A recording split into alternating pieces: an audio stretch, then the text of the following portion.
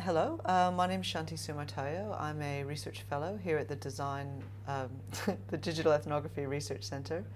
I'm going to talk today about using GoPro cameras in ethnographic research and talk through a few of the examples that I've used in my own research to hopefully get you thinking about how you might use them in yours.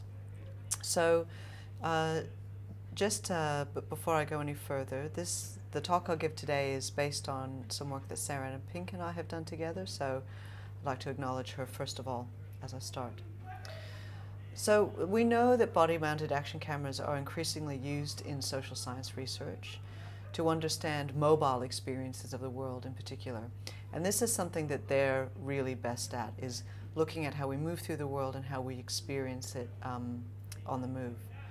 So in this talk, I'm going to consider briefly some of the possibilities that these technologies offer us for encountering and analyzing aspects of other people's experience, but also our own. So I'll talk about some ethnographic work that we've done with research participants, but also work that I've done that's been autoethnographic. So in doing so, and in talking through the examples that I'll take you through today, I very much start with the notion of the video trace. So that is the idea that cameras don't offer us the possibility to somehow capture an objective or world that exists somehow in front of the camera, sort of outside ourselves, but instead to record a trace through the world as created by our own movements through specific environmental, sensory, and affective configurations. So this sort of lies at the root of how we've been using GoPros and how we think about video in general. And this allows us to think about what we might learn by making such recordings and how the possibility of empathetic co-creation of sensory knowledge might emerge between research participants, the researchers, and to some degree the surrounding environments that the camera moves through. So the most important thing to remember about, thinking about the video trace in this way is that video is not a record of experience. Rather it is a trace that enables us to constitute new knowledge through a process of reflection, discussion, and understanding with other researchers and also with research participants. So the recording is a springboard or a way to unfold new ways of thinking about the world rather than simply a record of something that already exists. So that's the kind of the sort of underlying concept that sits beneath this presentation. So I'm going to talk very broadly about three basic things. So first is building on the notion of the video trace, the empathy and correspondence that can emerge between research participant and researcher as we work together with video, the kind of knowledge that emerges and knowledge itself as emergent through these processes, and ways to understand experience that GoPros and video allow for through the process of making, viewing, of editing, and editing. So it's not just a process of recording video, but also what you do with that afterwards and how working with that material becomes part of your thinking process and how that can shape research fundings.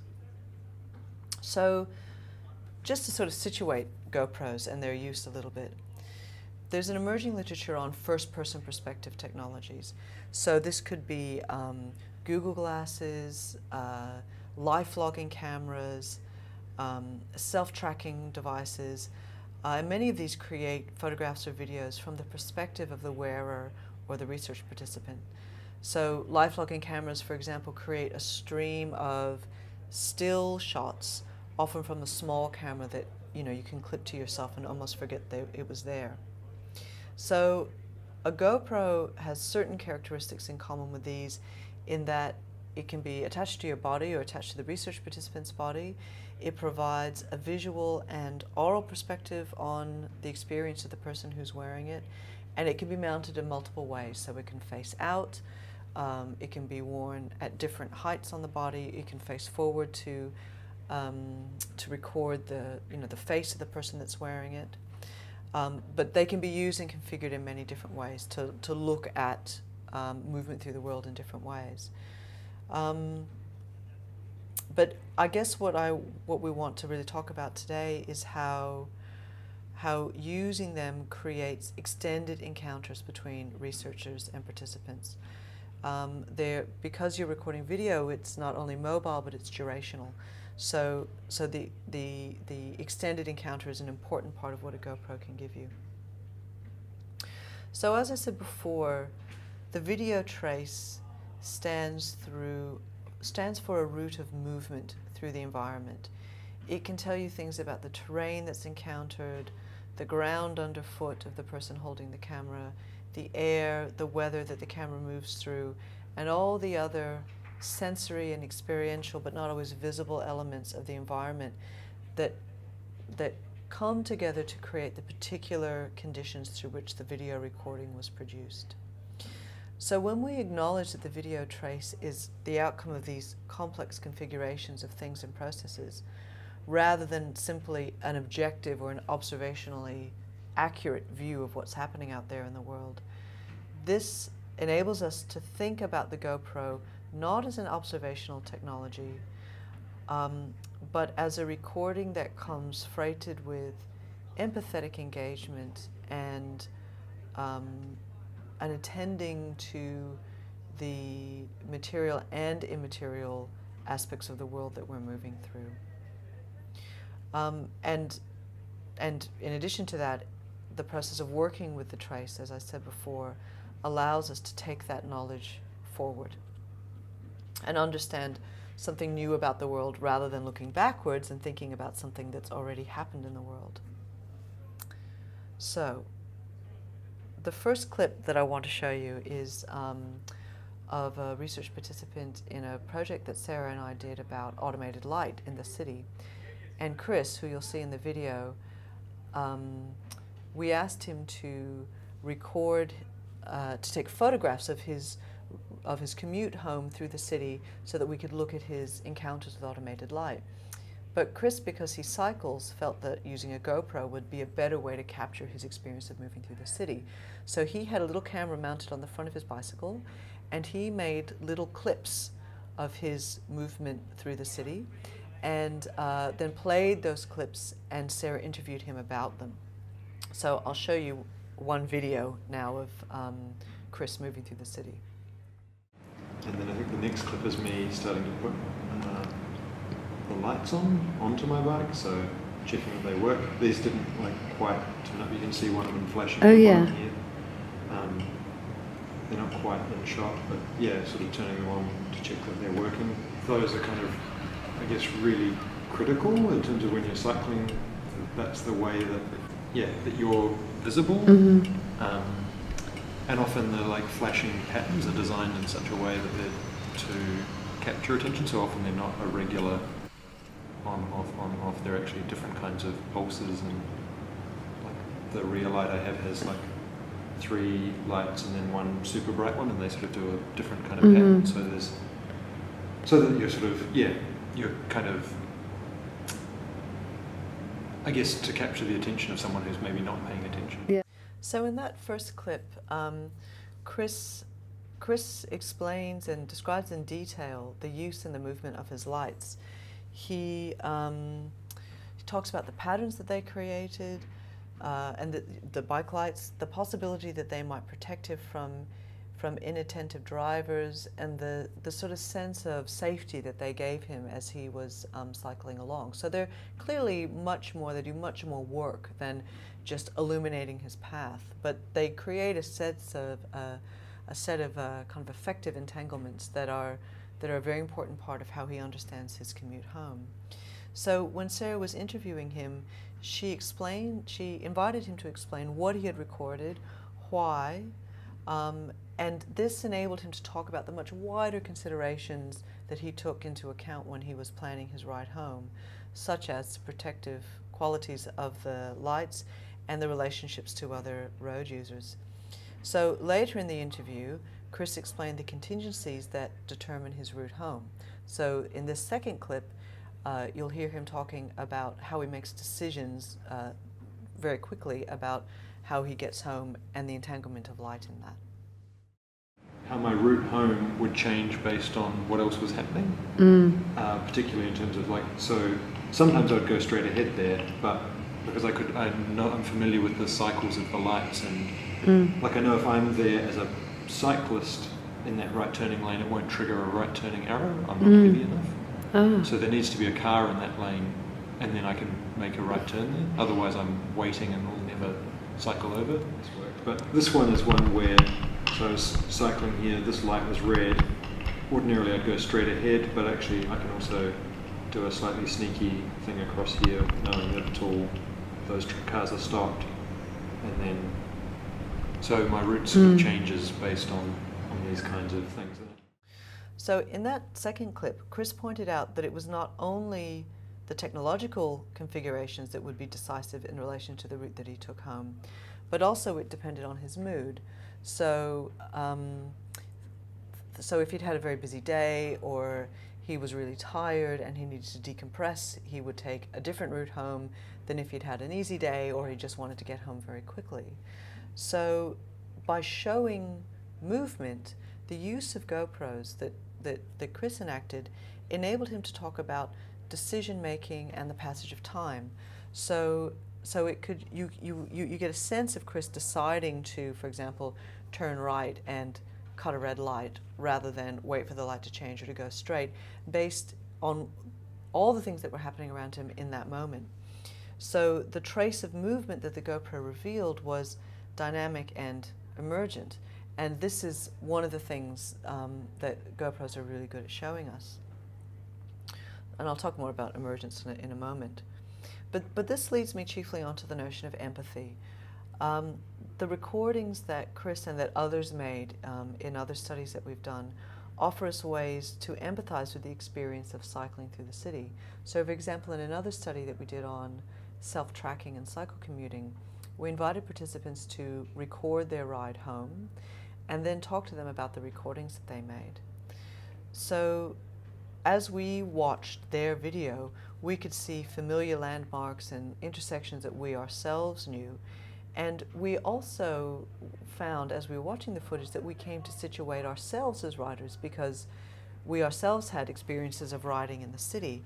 So we drew on our own experiences of cycling through, for example, the nighttime environment that Chris showed, recalling our own past sensations and emotions and imagining what it might have been like to chart a course through a busy intersection and how we would have felt in that situation.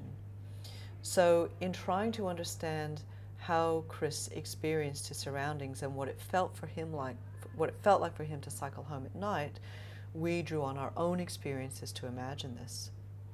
So the GoPro has particular affordances because it shows decision-making and dynamism and mobility, as I said.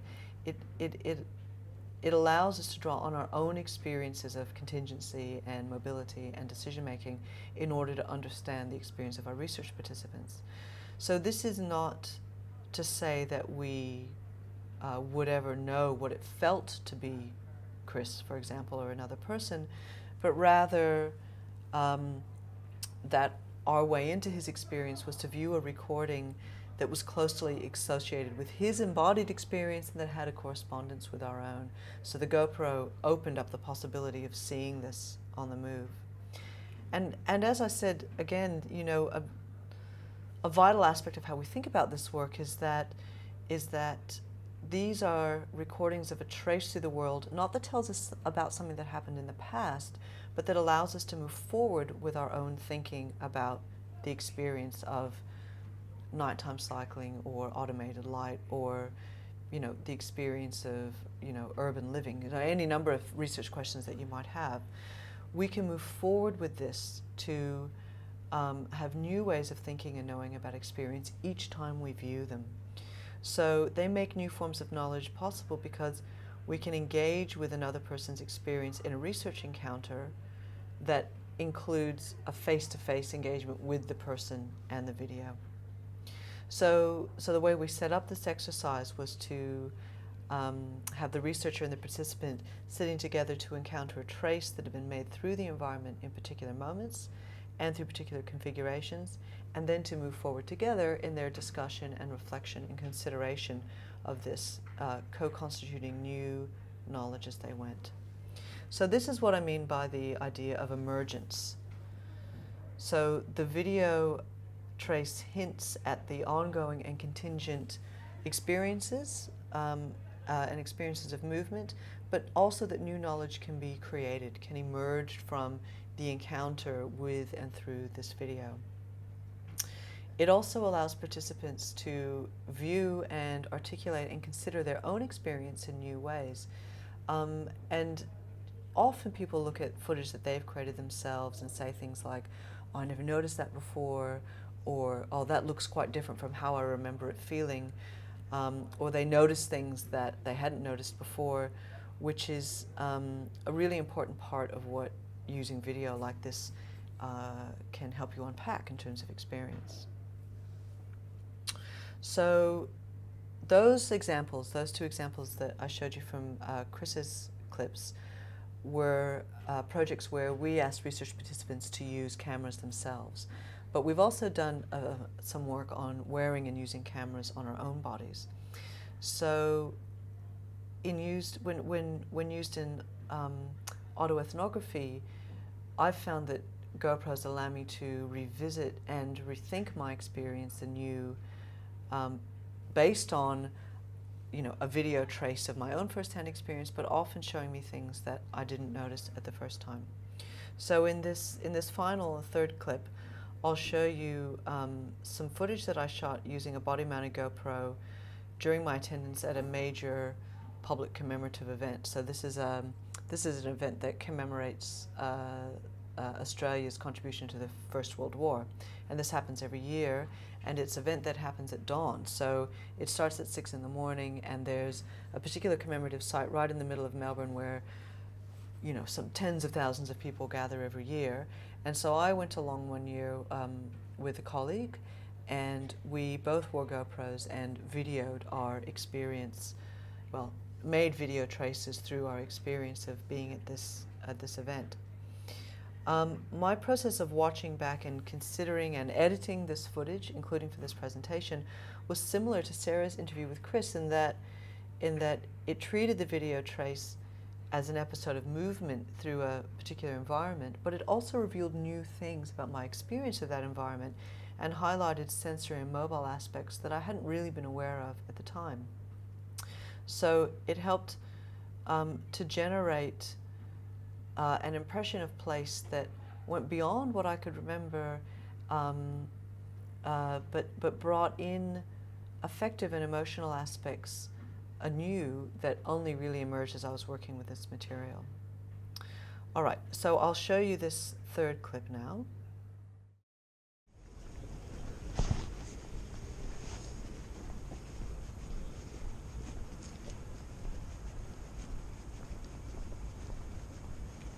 Are you from Melbourne? Do you live in Melbourne? See you later. Nice chatting with you.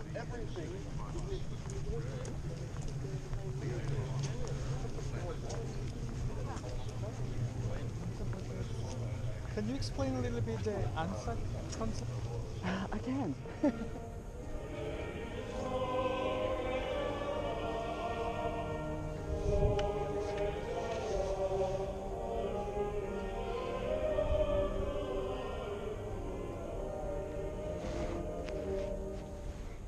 By taking advice from shrine guards and shrine officials, you'll soon be invited to enter the sanctuary to lay a poppy.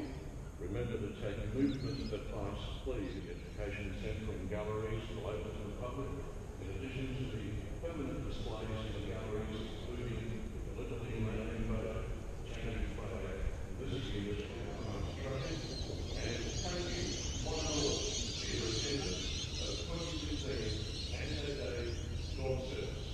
Good morning.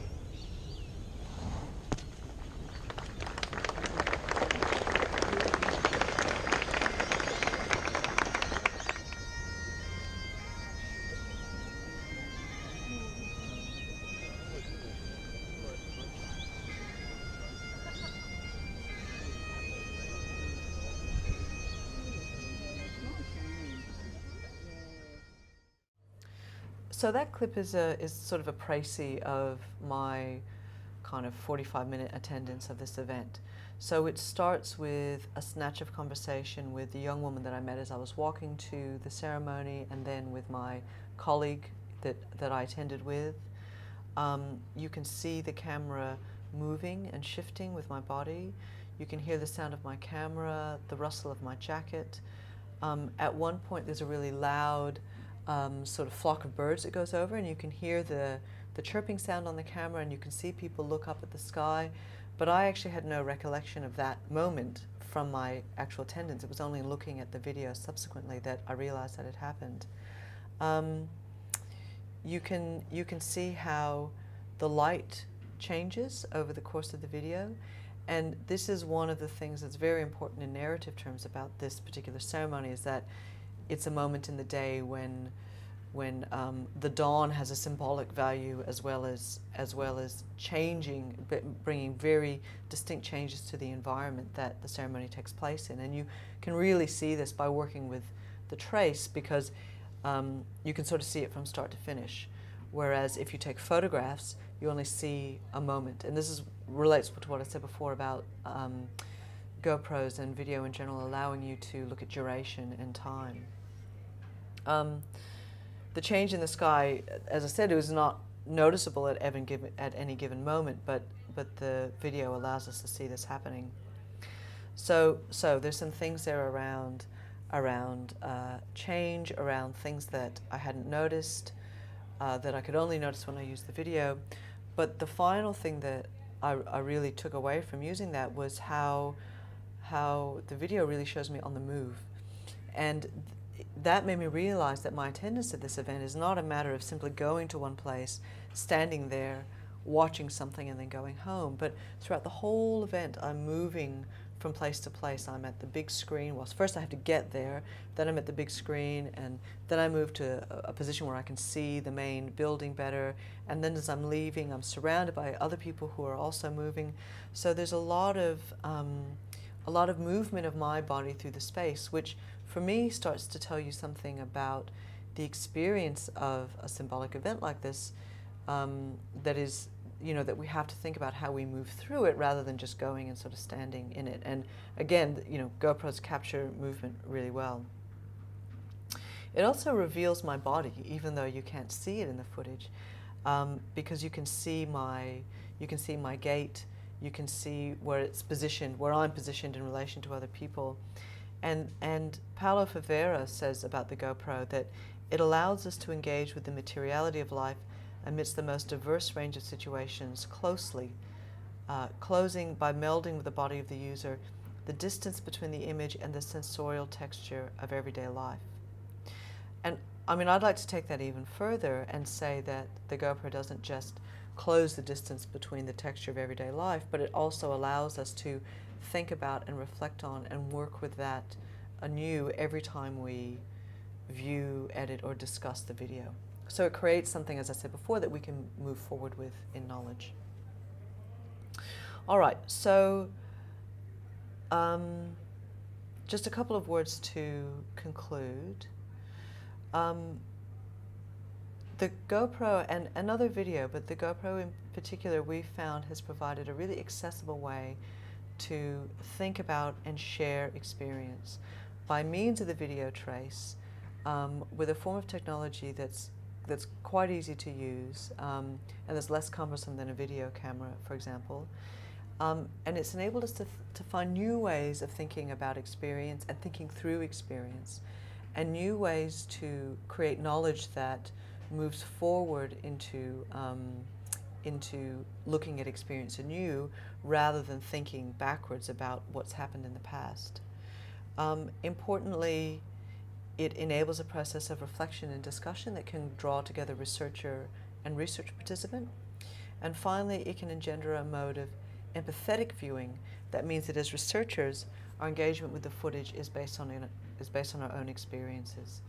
So because the GoPros are often body mounted or mounted close to the body, this means that that embodiment and bodily empathy are a really important factor in what GoPros can do for ethnographic research and understanding other people's experiences. Thank you.